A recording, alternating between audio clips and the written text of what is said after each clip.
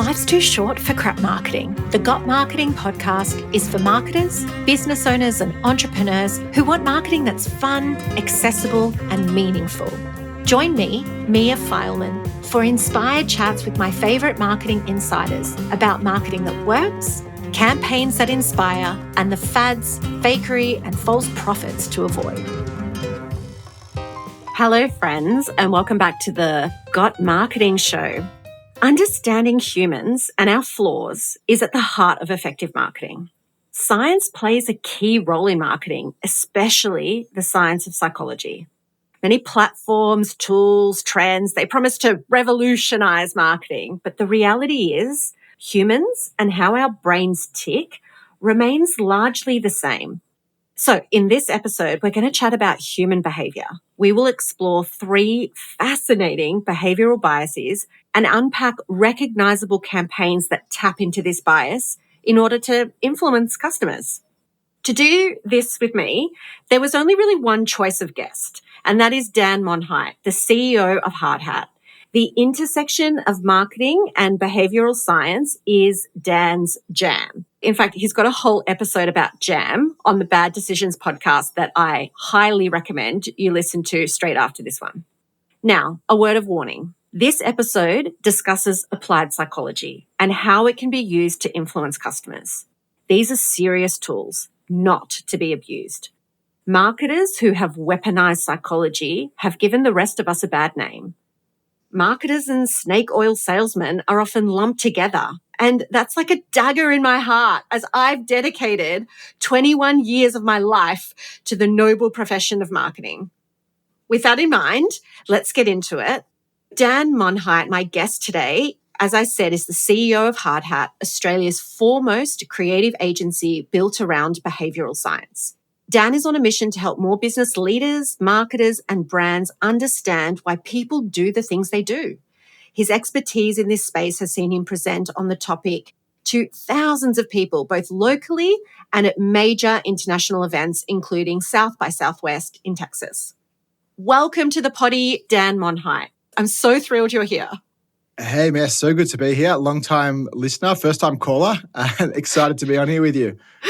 Oh, I'm so happy to hear that. So there's a really cool story about how we got to make this happen. I run a Facebook group, and one of the people in my Facebook group posted a link to a Smart Company article that you wrote about the water in a can liquid death. Is that what it's called? Oh, yeah. Yeah. Such a good brand. Yeah. Such a good brand. And I read this op-ed in Smart Company, and I was like, first of all, this is so good, but also the writing was just exceptional. So then I tapped on your link in Smart Company, read half a dozen other of your Smart Company articles. Then I discovered you had a podcast, binged the podcast on the weekend, and within 2 days, I was like this super fan. Aww. And reached out to you via LinkedIn, best social media channel ever, and said, I think we should absolutely get into this on a chat on a poddy. And you graciously said yes. And here we are. It's probably been less than 2 weeks since all of that happened. And I think this is my first podcast I've done, which came with a warning at the start of it. So who knows what we're in for? This is going to be great. Totally. All right, well, let's get into it. First of all, what is a behavioural and cognitive bias? I think we should probably start with that before we dive into discussing 3 of them. Nice. Start with a nice easy one. What is a cognitive bias? So if it's okay, if I may, I might just wind out just a couple of steps because behavioural biases, as we're going to discuss them today, are part of a field of study called behavioural science or behavioural economics. And this is a field of study that has been around since around the 1950s.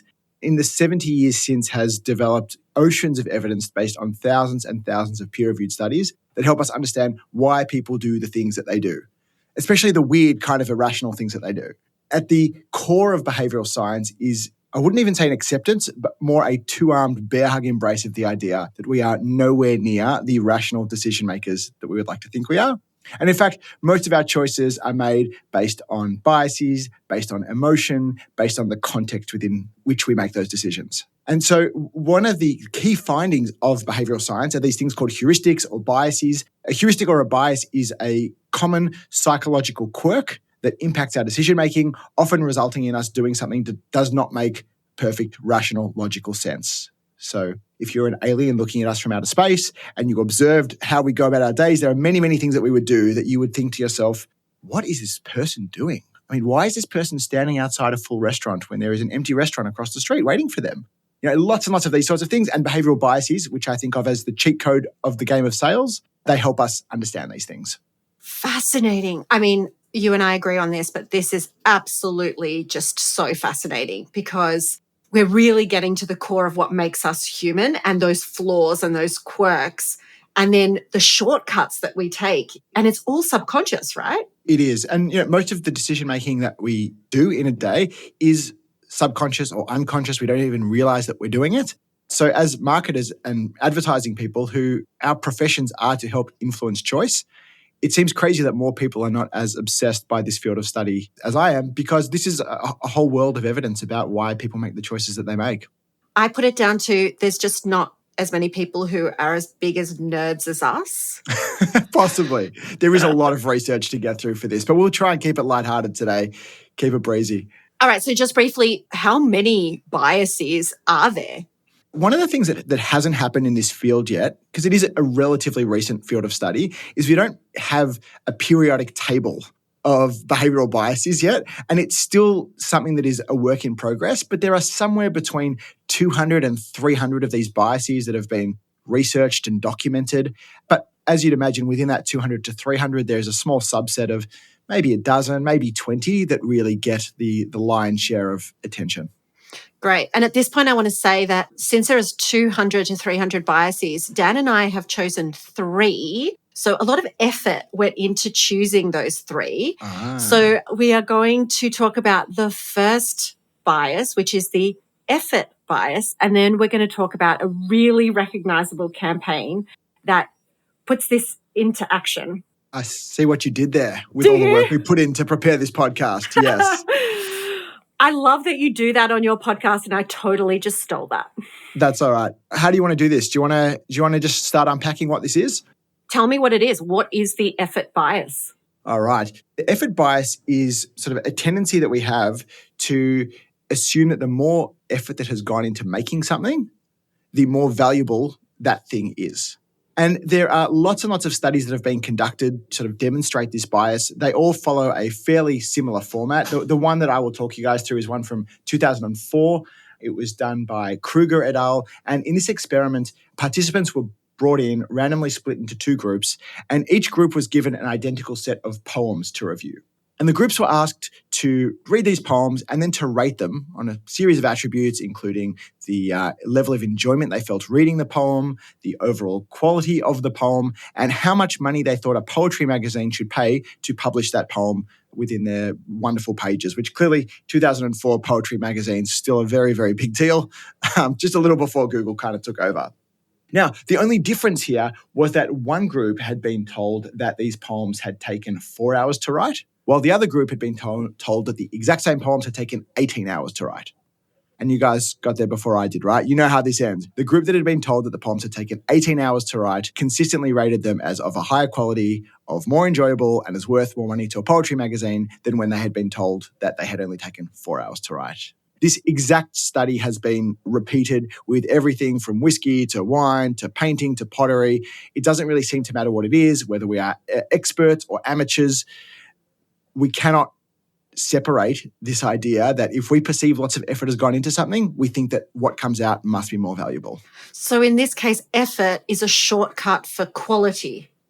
Exactly. Right. Exactly. And there probably was, some point in human history where the two were a very good approximation, where our supply chains, in air quotes, were very, very short. So you would be buying bread directly from a baker. You would be buying a sword from a silversmith or a basket from a basket weaver. And it was quite easy to see, the expertise of the person making it and how long they had been working on this thing for. But today, most supply chains are impossible to understand. We don't know what actually goes into making a set of AirPods or a pen or a microphone.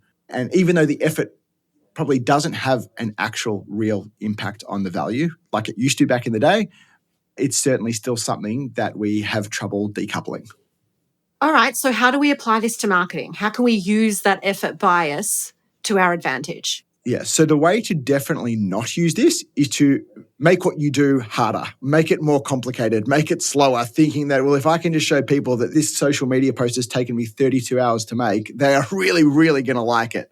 And the reason we don't need to do this is, number one, it's ridiculous. But number two, if you are running a business, a brand, an organization, there is inherently complicated things happening behind the scenes. And what we tend to do, and what we tend to be told to do, is to make everything always look smooth and seamless, and to kind of abstract a lot of the work we do behind the scenes from what the customer sees. And I think the best way we can use the effort bias is to selectively let people see us sweat a little bit. Think of ways to surface and celebrate the effort that is clearly already going on behind the scenes, whether it is to do with our sourcing or our craft or the expertise of the people that work here. Let people know a little bit about what goes in, and they will think that whatever you are providing is more valuable than they otherwise would. Fascinating. So there's this prevailing narrative in the online marketing space where I play of this notion that I worked 10 hours a week, only 10 hours a week, while sipping mimosas by the pool, and I generated 6 figures, which seems to go against what's going on in our brains with the effort bias. So how is a comment like that perceived, where it's like, well, I only work 4 hours a week, but you should totally buy my online course because it's awesome? Yeah, please let me know where to sign up for this online course.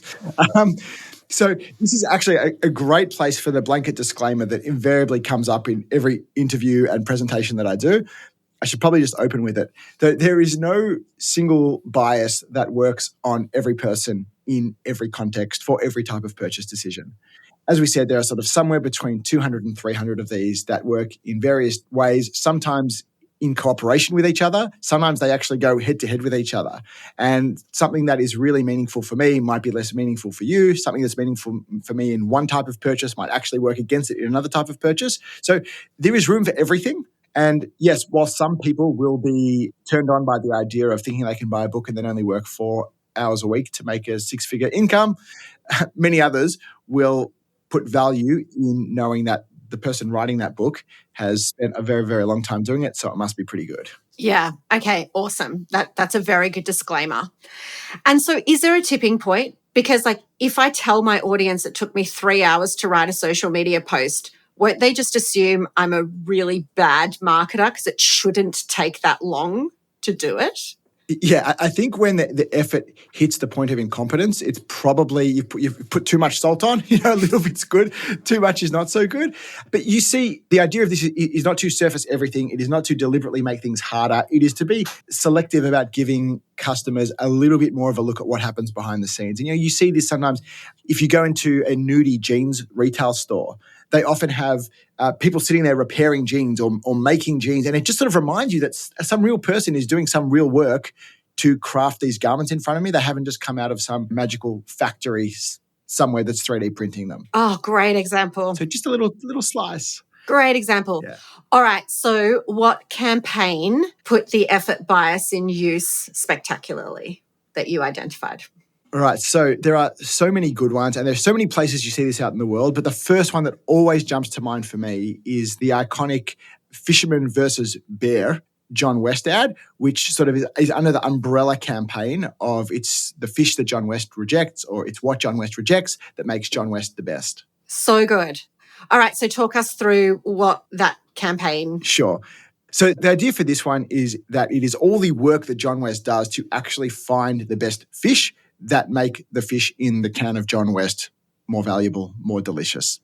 And so there's this one spot which opens on, it looks sort of like a National Geographic sort of documentary, and we see bears sort of standing by a flowing river fishing, and there's a voiceover talking about how these bears travel from very far away and how hard these bears work to find only the most delicious tuna.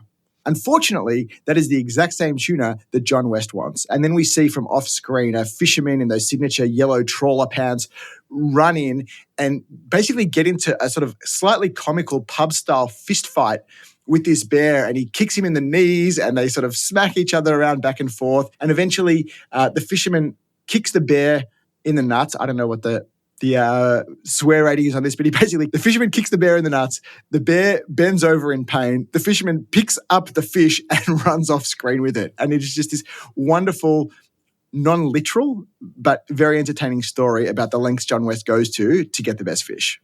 This is insanely clever because fish in a can is pretty commoditized, right? It's like you go and you stand in front of Woolworths and there's just this sea of fish in a can, and generally people just buy whichever one is on special. And the cans look the same, the packaging look the same, they all seem to be yellow.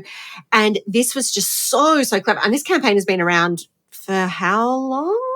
I mean, this has been around for decades, and it's gone from the UK to Australia and lots of other markets. And it's sort of evolved over the years as well, where it's sort of oscillated between less literal, like that example, like this, they clearly don't have fishermen going out and getting into fistfights with bears, but also more literal. So the most recent version of this done in Australia a couple of years ago talked a lot more about what the characteristics of a fish that got rejected were. So it might be the colour or the look of the eyes or things that seem subjective, but I imagine probably do contribute to the overall taste and quality of the fish. Yeah.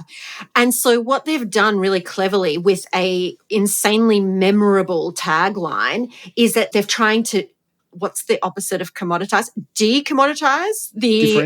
Differentiate, that's right, that not all fish in a can is created equal. And to really create a point of difference in a market where they didn't have a lot of point of differences. Exactly. Such an excellent example.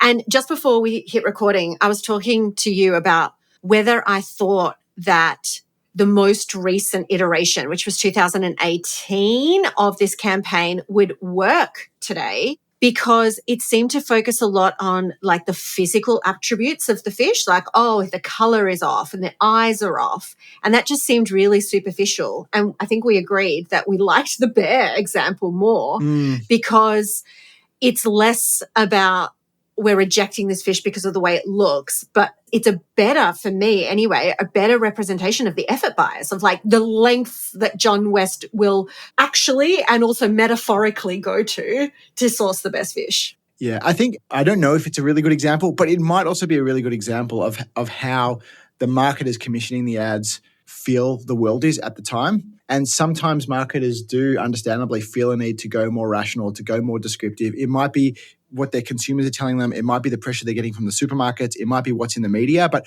often in not necessarily times of fear, but times of uncertainty, we strangely and perhaps incorrectly push harder towards rational messaging, when often it's more like the original, the fisherman meets bear, that provides far more memorability, but it's a bigger risk for marketers to take. Yeah, totally. I mean, I believe that playing it safe is the riskiest strategy of all. So bring on the bear. Bring on the bear. Good.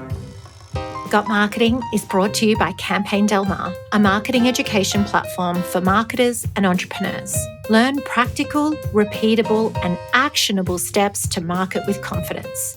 Nail your email marketing strategy or join Campaign Classroom and learn to create memorable and effective marketing campaigns. These are not the kind of online programs where you are left floundering, unsure how to put theory into practice, nor will these programs sit unfinished for months. You can expect hands-on, tailored advice, accountability, and a supportive community, and you will walk away with lifelong marketing skills. Learn more at campaigndelmar.com. All right, so that's bias number one, the effort bias. Bias number two is the licensing effect. What is this, Dan?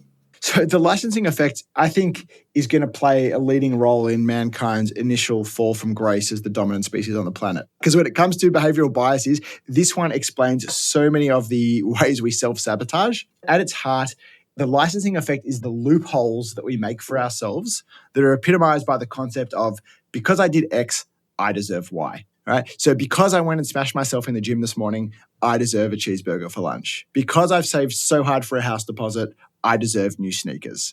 Because I've done so well to stay off the booze Monday to Friday, I deserve to write myself off this weekend. And so we sort of have this internal bargaining mechanism where we're constantly trying to keep an equilibrium between our virtuous and our indulgent acts. So if we've just done something really virtuous, we are more inclined to go and do something indulgent. So go to the gym, more inclined to smash a burger. If you've just done something really indulgent, right, going and having a massive Saturday night, we're more inclined to go and do something virtuous like I'm only eating salads on Sunday, because that should just square everything off. Right. So it's like a permission-based marketing. Exactly. Yeah, right. Okay. So if we go to do you want to do a quick little detour into the research on this one? Absolutely. So this study comes to us from Wenbin Chao of National Sun Yat-sen University. The study was done back in 2011. After this researcher actually witnessed a colleague eating a very, very unhealthy lunch after seeing that colleague have a multivitamin in the morning. And he thought to himself, I wonder if this is a one-off or if something as small as having a multivitamin in the morning really can impact people's decision-making through the course of the day. So he constructed an experiment that did exactly that. They recruited participants, randomly separated them into two groups, kept everything the same except one group got multivitamins in the morning, the other group did not. Then they observed their behavior over the coming days and weeks. And what they found, again, not surprisingly, now that you know about this bias, is that the people who had had the multivitamin in the morning were far more likely to indulge in poor decision making. They were more likely to smoke more, to drink to excess, to turn away from healthier activities like long walks and yoga, simply because they had had this multivitamin in the morning that they thought was somehow magically counteracting all of these negative effects. Both groups were also given coupons for lunch on one of the days of the experiment. One option for lunch was a very indulgent buffet. The other lunch option was a very healthy organic buffet. Again, the group that had the multivitamins in the morning was significantly more likely to select the indulgent buffet than the healthy organic fruit and veggie one. So the multivitamin in the morning let them license themselves to undertake a raft of questionable decision-making over the rest of the day. Yeah. Now I understand what you mean about how different biases affect different people in different ways, because I say this, but that may not be true. I don't think that the licensing effect would work on me in that way, because if I go to the gym, I find I actually eat healthier because it's like, let's keep this momentum happening. Whereas it's like, oh shit, it's gone out the window. I didn't go to the gym and I ate a cheeseburger, so I might as well just have a beer. Yeah, but it might work. So it might not be applicable for you in diet and exercise. It might be applicable for you in work, or it might be applicable for you in spending money. You know, there's lots and lots of places where this can play out. And you know, if you think about spending money, this is almost a hallmark of things like luxury car advertising, where most luxury car ads have some version of "because you deserve it" baked into them. Some notion that you have been working hard, you have been slaving away, doing all of these virtuous things, probably for other people, for a boss, for school fees, for the bank to pay off your mortgage. Isn't it about time that you got to drive this luxurious European car? Yeah. And that, my friends, is how you put the licensing effect into play. So we have two examples we're going to unpack with this one, right, Dan? Exactly. Which one would you like to start with? Let's go with a hard-earned thirst needs a big cold beer. Yeah, I mean, I love this because sometimes, like we spoke about with effort bias, you got to sort of dig a little bit to understand what they're doing here. Other times they literally just take the definition of the bias, which I'm sure is not what they did, right? These biases are things that great creatives and copywriters have been doing forever. But it is just there in plain sight. A hard-earned thirst needs a big cold beer. It literally says you deserve it. You know, if you have been working hard, you deserve a treat, and the best treat is this brand of beer. So this is an ad that was originally done in the mid-1960s for a Queensland beer. So it actually wasn't a VB ad to start with. It was done for Bulimba Gold Top beer. And then when they needed to launch a campaign in Victoria in the late 1960s, they said, hey, we've got a great ad. It's the same audience, and we're basically going to run it unchanged. And it has, I don't know, you might know this better than me. Is this the longest running ad on Australian TV, or perhaps even the longest running beer ad in the world? I don't know.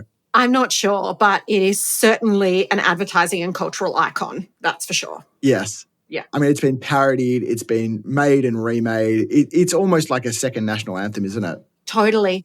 But what I love about this is the repurposing, because I'm big into not reinventing the wheel. And if you have excellent creative in the can, please don't go and rewrite the script. Like, it was there for the taking. And like Bulimba in Queensland isn't the same as Victoria Bitter. And so it helped VB grow to become the biggest selling beer in Australia. And what's amazing is that the cultural context at the time was beer which is one of the biggest advertising categories in the market, was not really advertised. People would just order a beer. There weren't really brands. There weren't brand personalities. There weren't brand ads. But there was talk of a big UK beer brand launching in Australia. So I think CUB realised we better do something. We better create some brands. And I think that's how this whole campaign was born. And it is wonderful to see it enduring still till today. Yeah. And I think it's important to note that obviously it includes the licensing effect. So that sort of underpins the campaign idea. That's the sort of the creative strategy part of it. But then the voiceover, the music, the copywriting, the rhyming, also plays a really integral role in the success of this campaign. Absolutely. And I know you're a big fan of the idea of distinctive brand codes and, how important it is to nail those and keep them consistent. And, you really do have to respect the VB marketing team, because every marketing director comes in and the first thing they want to do is change the agency, and the second thing they want to do is change the campaign, and the third thing they want to do is change the packaging. And while VB have wavered over the years, I think they've experimented with new formulations and changed the packaging a little bit. They've kept it pretty bloody consistent for a very long period of time.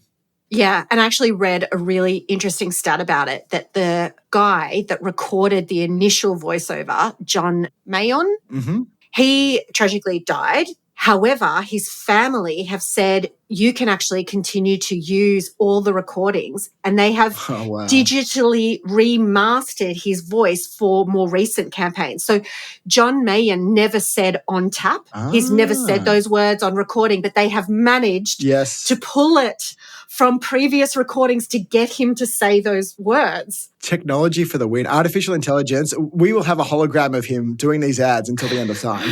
Totally. All right, and what's the second example? I think it feels like the perfect complement for VB. Sort of at one end of the spectrum. On the other end of the spectrum, we've got L'Oreal, Because I'm Worth It. And again, this is a long-running, incredible campaign, one of those ones that we all wish we had done.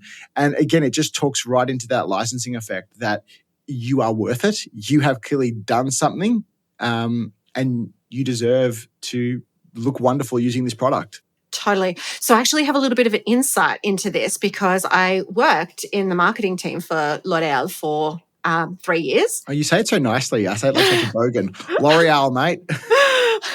It was sort of drilled into us, Dan. So in 1971, a 23-year-old female junior copywriter, her name was Elon Specht. She was just sick of writing commercials from the perspective of the male gaze, because interestingly, every ad up until that point was narrated by a man. Like, you would see an ad for hair dye and it was the husband saying, "Doesn't she look fabulous?" And I think she looked, it was like, oh, it's embarrassing. So bad. And I have a quote from her. "My feeling was that I'm not writing another ad about looking good for men," she said. "I sat down and I did it. It was very personal. I can recite to you the whole commercial because I was so angry when I wrote it. And that is how Because You're Worth It was born." So good. Amazing so story. Good. And it's still today, right? Yeah. They absolutely. It has changed. It started as Because I'm Worth It. And then it was actually like Heather Locklear who said, "I don't want it to just be about me. I want the audience to feel that they're worth it." And they changed it to Because You're Worth It. Nice. Yeah, so nice. And I hear not only has this been around for decades, I think this has been translated into something like 40 languages. That's right. It's a universal truth. Absolutely. Totally. Timeless notion, for sure. All right, that brings us to our last biases, the peak end rule. What is this? All right. So the peak end rule is all about experiences and how we remember the experiences that we have. And while we think that what we want in life are great experiences, what we really want out of life are great memories. We all sort of want to look back on our lives as these incredible stories filled with inspiring chapters. And memory is a really kind of interesting, tricky thing, because we all experience, let's just say roughly 16 hours of stuff every day of our lives. We don't remember most of it, but we remember bits. And there is this idea that we have an experiencing self and a remembering self. So the experiencing self is us who is recording this podcast, who is going on that holiday, who is calling up about this insurance quote. And then there is the remembering self, which is us some point in the future that remembers some small snippet of this. And one of the founding fathers, or perhaps even the founding father of behavioural science, a gentleman by the name of Danny Kahneman, has been, over the course of his career, kind of obsessed with this idea of the experiencing self and the remembering self and the interactions and the interrelationships between the two of them. Over the course of his career, he's designed many, many experiments to help us understand how these two selves work with each other. And one of these studies involved participants coming in and being given headphones. And these headphones played audio tracks comprised of variable, annoying sounds. And the sounds varied from a kind of 1 out of 10 mildly irritating noise, all the way up to a 10 out of 10 horrific, this is like the worst thing I can ever imagine hearing. And so participants would come in, they'd be given headsets, they'd listen to these tracks that would go up and down of these varying noises. They would then take the headsets off, and the researchers would ask the participants, on a scale of 1 to 10, how annoying was what you just heard? Which is a question about their memory, right? They didn't ask them during the listening experience, they asked them at the end. On a scale of 1 to 10, how annoying was what you just heard? And what they found was quite interesting, right? What they found was that rather than people's answers being correlated with the average level of annoyance, they were far more closely correlated to the peak levels of annoyance and how the tracks ended. So if you've been given an audio track that started at a 1 or a 2 out of 10, jumped up to a 10, back down to a 2, back up to a 10, and then ended, even though mathematically the average was maybe a 4 or a 5, you're far more likely to remember it as an 8 or a 9 out of 10. And what Kahneman and his team deduced from this is that not all parts of an experience are created equal when it comes to forming memories. And that in fact, it is the peaks, the emotional high or low points, and the way things end that shape how we remember them. Just a question. Did they have to listen to, this is Frank Walker from National Tiles? Very, very possibly. I always think about Fran Drescher in early episodes of The Nanny as my 10 out of 10, but Frank Walker and National Tiles possibly on there as well. Though this research might have predated that. Oh, gosh, so annoying. Yes. Okay, how do we use this or not use this in marketing? All right, so the first thing that's really important with this is just to acknowledge that it exists, to acknowledge that there is a way that people remember experiences. And so we can either be accidental about that or we can be deliberate about it. When you are an experience-based business, whether that is a hotel or an airline, or we even think, work with universities around their open days. At the end of an open day, people are going to say to the person who went to it, hey, how was that open day that you went to? So we can either sort of leave it to chance as far as what they will remember, or we can deliberately try and create an emotional high, hopefully not low point, that we know has a pretty good chance of lodging in their memory. So that's sort of philosophically how we think about it. The other consideration, philosophically, is that there is a lot of pressure, especially for people who work in customer experience and user experience design, to create these outstanding end-to-end experiences. And in reality, that's a complete waste of time. It's well-intentioned, but it's a complete waste of time, because actually what we should be doing is looking for 1 or 2 points of that experience, preferably towards the end, and thinking about how we can make those 15 out of 10 moments while ensuring there's nothing diabolical along the way, knowing that if we can do that, we will create a far more memorable experience than a outstanding but ultimately bland and forgettable 8 or 9 out of 10 across the board. I couldn't agree more. That's a lot. I think I just jammed a lot in there, but it's a big bias. Totally. I say this all the time to my customers. Not all interactions with your brand are created equal, and you need to identify those moments that matter and make sure that those are satisfactory. Exactly. Those experiences exceed expectations. But what are they? Know what those are. That's really key. And if you don't know, I've got a really, really difficult way of figuring it out. Pick up the phone and ask somebody. Well, that's true. The other thing you can do is you can create them. And I think some of the best examples of using this bias are from organizations creating peak moments. So perhaps a couple of quick examples. There is a restaurant, very, very expensive restaurant in Melbourne called Vue de Monde. If you find yourself eating at Vue de Monde, you have probably been on a waiting list for at least 6 months. You get to the end of a meal there, and it's been a 15-course degustation, wine-matched meal, incredible ambience, overlooking the Melbourne city skyline. incredible service. And then the meal goes to end how all meals end, which is you put your hand up and you ask for the bill. And obviously the difference at Vue de Monde is you pause for a moment to reflect on the small family sedan you could have purchased in place of the meal that you've just eaten. Nevertheless, you put your credit card down because you can't even do a runner. It's like you have to go down an escalator. It would be very difficult to dine and dash at Vue de Monde. So you put your credit card down, you pray that it goes through, it does, you get up to leave. And the people at Vue de Monde know that this is no way for one of the best dining experiences of your life to end. And so it doesn't end there. As you pass the counter to head to the elevator to go back to your car or down onto street level, you are given a small bag marked as for the morning after. And this bag must cost them, I'm going to go out on a limb here and say $4 on a $4,000 plus bill.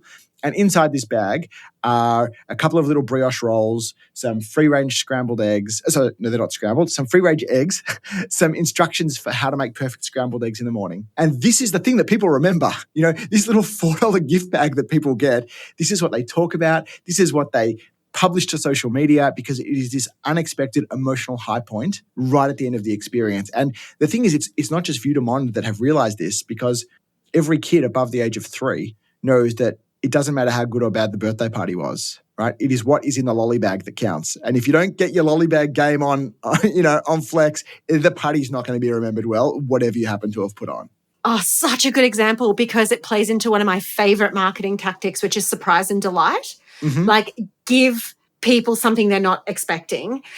And yes, this is at the end of the dining experience, so it fits the peak end rule, but it's also a very normal moment that matters in the customer journey, which is a financial pain point. Exactly. Anytime you need to hand over the credit card is a moment that matters. So even need to pick up the phone and ask your customers that. We're telling you that at that point of purchase, at that time that you need to put down the card, you need to find a way to offset that so that they are happily putting down their card. Yes. And what's brilliant about this is it happens just after you pay. And so sort of I think about our experiences playing out like this infinite scrolling Facebook timeline.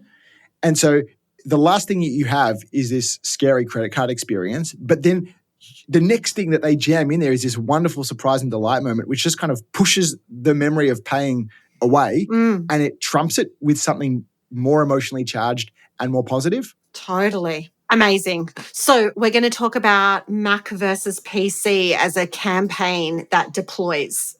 Yeah. So again, just the caveat, not really the caveat, but the explanation out there that the thing with behavioral science as a field of study is it doesn't discover things. It identifies and codifies and documents things that exist and helps us understand what they are so we can replicate them. So again, this is insights that great creative people have long known. And I don't think that the people who wrote Mac versus PC went through a list of behavioral biases and said, this is the one we're going to use.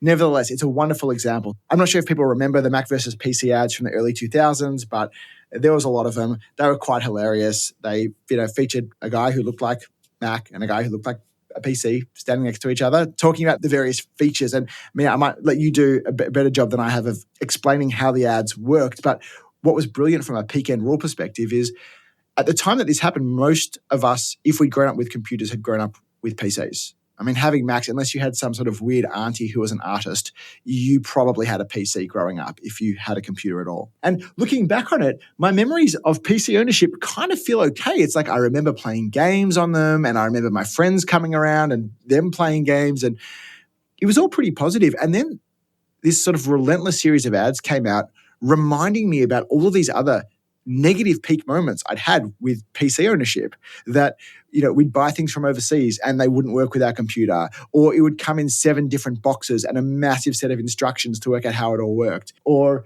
we'd get viruses, or we'd buy a new printer and not understand how to install a driver to make the printer work. All of these things. And I'm watching these ads saying, yes, I do remember all of this stuff. And despite my initial feeling that PC ownership was great, in hindsight, it was actually pretty terrible a lot of the time, and maybe I would be open to looking at something different. So they're trying to rewrite your memories. Yeah, or at least rekindle the ones that I have suppressed. Right, yeah. This is a great campaign example because I'm fascinated with archetypes. And what they've done with this is that they have personified a brand. So they're like, if PC was a person, what would he or she look like? Yes. And they've actually gone and done that. And if Mac was a person, what would they look like? And they would look a little bit like Steve Jobs, right? And that's exactly what the person in these campaigns looks like. And then, you know, there's a little bit of an old-fashioned fuddy-duddy kind of vibe happening with the PC. So I thought that this was really great in terms of like bringing to life brand archetypes. It also sort of completely rewrote the rule book on how to do side-by-side comparison advertising, because I think historically, you know, there's a big school of thought that says you never do side-by-side, you never compare yourself to the competitor, you just ignore them. But if you do find yourself in a situation where you are compared to a competitor, you are attacking them and you are undermining them. And what this did was it just did it in such a gentle, friendly, but still undermining way that it just felt okay. That Mac was calling out PC for being terrible, but nobody thought Mac was mean, which is quite brilliant. Because I think that when you incorporate humour, you can get away with almost anything. Yeah, and it wasn't really humour at the expense of PC. He was just this kind of slightly clumsy, endearing IT guy that we all know somebody like that. So anyway, they absolutely nailed it. They don't need me to tell them that. Totally. Great. All right, so those are our three biases. We've got the effort bias, we have the licensing effect, and then we have the peak end rule. And we're just going to end with an honourable mention of the spotlight effect. Can you just tell us briefly what the spotlight effect is? Absolutely. So the spotlight effect is the idea that we consistently overestimate how much attention other people are paying us. So we sort of walk down the street, we trip over and spill our coffee, and then we spend the rest of the day thinking, oh my goodness, I'm such an idiot. And everybody's probably still laughing about that stupid person they saw trip over and spill their coffee everywhere. When in reality, most other people didn't notice. And if they did notice, they probably didn't think about it for more than 3 seconds, because guess what? They're actually really busy thinking about themselves. Yeah. So very quickly, there's some research. I think the researcher's name was Gilovitz. The study that they constructed was getting students to put on sort of ridiculous, embarrassing T-shirts and then sending them through a crowded classroom. And before they went into the classroom, they asked them what proportion of other students did they think would notice their ridiculous T-shirts, which in this instance were these bright yellow shirts, oversized shirts, with Barry Manilow's face blown up on them. So you put a university student in a bright yellow shirt with a Barry Manilow face, you send him through a crowded classroom, you ask them, what proportion of your peers do you think will notice this? On average, people thought 50% of people would notice. In reality, because then they surveyed people afterwards, how many people noticed Barry's new shirt? Around 25% of people noticed. Wow. So we tend to not just overestimate, but double the attention we think other people are paying us. And I think there's a big lesson for brands in this, that when we think we're being brave, when we think we are the brand wearing the bright yellow Barry Manilow T-shirt and everybody is going to notice, at best, half of what we think will happen. But in reality, it's probably far less than that. Oh my God, I'm just going to go on Instagram and I'm going to post about it and I'm going to go viral. I'm going to be famous. Exactly. If only. Yeah, exactly. Well, if it would work, except that everybody else is thinking the exact same thing. So that's the problem. And also the average reach of a Instagram post is 1.42%. So yeah, good luck with that. Exactly. All right. So the brand that you instantly think of with the spotlight effect is? I mean, this one is slightly similar to the L'Oreal example, but in this instance, we're talking about Maybelline. And there's that wonderful line, which is, maybe she's born with it. Maybe it's Maybelline, which is sort of this suggestion that this is what other people are saying about you. Right. So we're not going to tell you you're not the center of everyone's universe, right? We're actually going to play into the idea that you think you are. And as you walk past, there is a really high likelihood that other people are gossiping and whispering and saying, you know, is she born with that? Or maybe not. So I just think it's a wonderful idea to play into something that our brains already tell us is happening, whether it is or is not. The pronunciation was chef's kiss. Just going to say that now. Thank you. I've been working on it. So Maybelline is owned by L'Oreal.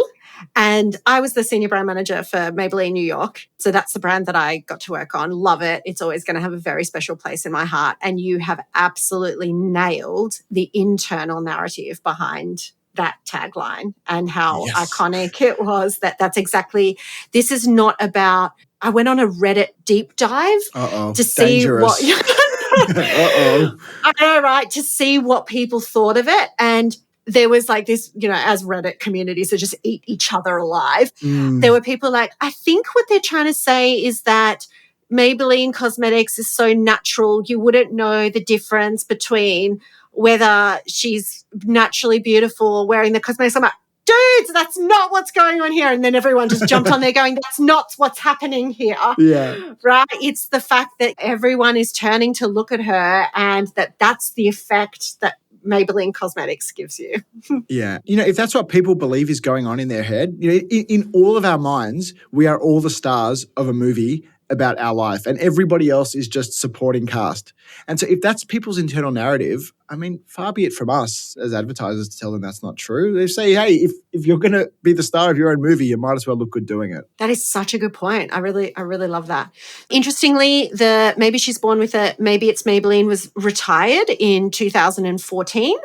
But like all good things, it is back as a TikTok challenge, which I just freaking love. Of course. Yes. Of course. So wait, tell me more. What happens in said TikTok challenge? So it was like a call to arms for creators to jump on there and to use the original audio of Maybe She's Born With It, Maybe It's Maybelline to show their makeup videos. Cool. And so many massive creators have jumped on this. It started with Emily DiDonato, who has been a Maybelline brand ambassador since I worked at Maybelline in 2008. And I think even before that.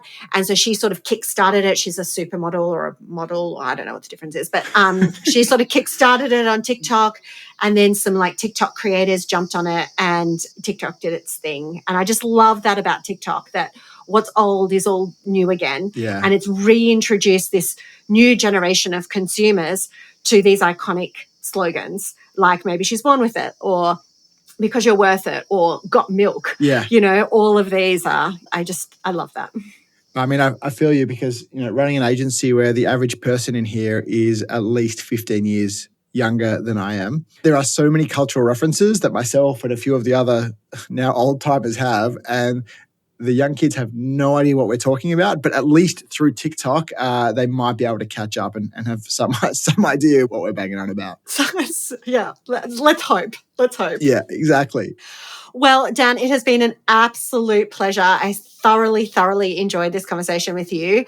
I highly recommend to everyone listening to go and check out the Bad Decisions podcast because Dan and his guest in some of the episodes, Dr. Mel, they go into each heuristic in detail. So there's an entire episode about each heuristic. So if you are massively nerding out on this like we are, then I really recommend that you do that. And then, of course, head over to hardhat.com.au to check out what Hardhat are doing in the creative advertising space. Brilliant. Hey, thanks, Mia. I've had a wonderful time here. And good plug at the end, Peekend Rule. I will definitely look back on this interview fondly and remember that you gave the podcast a plug, the agency a plug. There's really nothing else I could wish for. Oh, thank you so much, Dan. Thank you. You listened right up until the end. So why not hit that subscribe button and keep the good marketing rolling? Podcast reviews are like warm hugs. And they're also the best way to support a small business. You can connect with me, Mia Fileman, on Instagram or LinkedIn. And feel free to send me a message. I'm super friendly.